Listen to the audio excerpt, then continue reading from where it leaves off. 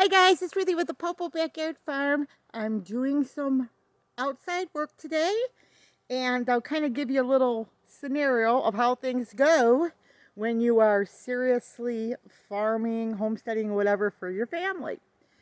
Now, in the winter is when we do our research, our calculating, our educating ourselves, and all those types of things for the next year.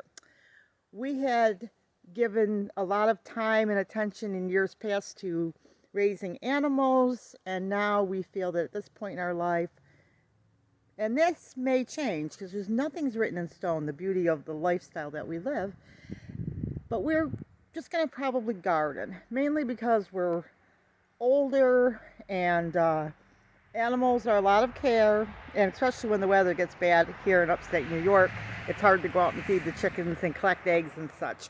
But if you're interested in that type of thing, please do go look through all of our videos. We have tons of stuff on geese, peacocks, all the different animals, pheasants, quail, if that's of interest.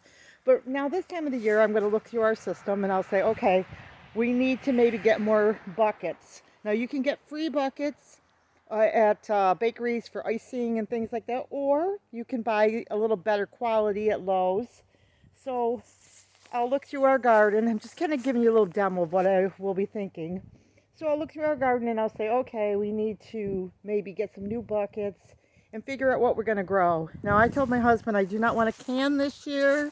I don't want to have the big mess. I'm getting older, and it's just, I want to start to wind down. I mean, let's face it, things are cheap. We can go to the grocery store and get them. But we'll also be collecting seeds and things like that. So it is fun, but there's some things that are just so easy to grow, like tomatoes, green beans, peppers. Those things are so easy to grow. But things like potatoes and things like that, that's a little bit more work and are so cheap, and especially if you go to food auctions, they're really, really cheap there. And we won't be doing any food auctions this year either, just because it's hard for us with the location. But we also have fruit trees and things like that, and Clay's going to come out today and he's going to be trimming up some of the fruit trees. We have grapes. Our grapes didn't do so good last year, but we did a massive pruning on them, and that could be why. We have berries out here, and we also have this that we wanted to paint. Things got a little out of hand last year. If you've been following us for a while, I broke my wrist 2 times, so that created a situation where Clay was waiting on me, and it was my right hand, and so things were limited, and then I was catch up. And the year before, or a couple years before, I think Clay had hip surgery, so he was actually just at the end of recovering. Now we do keep bees, and so we're actually kind of starting from scratch, you know, in some ways. We keep bees, but we had an issue with our electricity, and we had some trouble getting it back on, so to speak, because there was our box or something wasn't right or something. So the one guy didn't come out right away, so we ended up moving all of our hives. But in that process, our hives all died out. It was a big mess. So we are starting fresh. We actually had, you'll see some videos on this back. We actually had a different guy came out, and he came out in like a day and fixed the whole thing, and it was half the amount of money. But, you know, we didn't know. So our bee situation is a little messy right here, but we're going to build a new bee yard over there. We already started it last year. But we're also going to be doing more of the bird watching, and I have my house plants that I'm going to be setting up some things. I want to do a rose garden, but I'm not sure that's going to happen this year, but I'd like to, and I want to do that in the bucket system. So I used to have a nice big rose garden. In one of the houses I lived, I had like 100 rose bushes, but I'd like to do that, but I'm not sure we're going to do that or not. It's going to depend on how we feel, and, you know, like for me, I said, I really don't want to do a lot of flowers and stuff outside, mainly because, like I said, it starts in, you can only plant in May, and by July, things start to get too hot to be outside for hours and hours.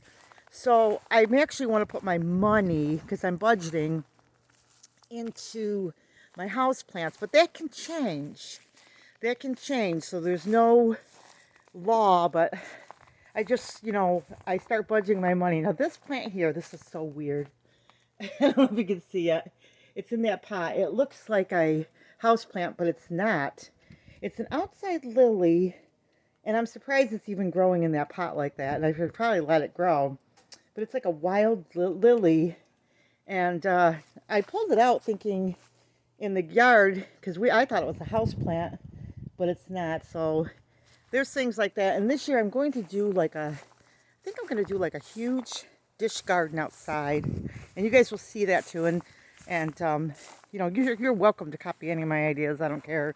We're not on YouTube to make money. But I think I'm going to make a large garden, like a graveyard for some of my plants.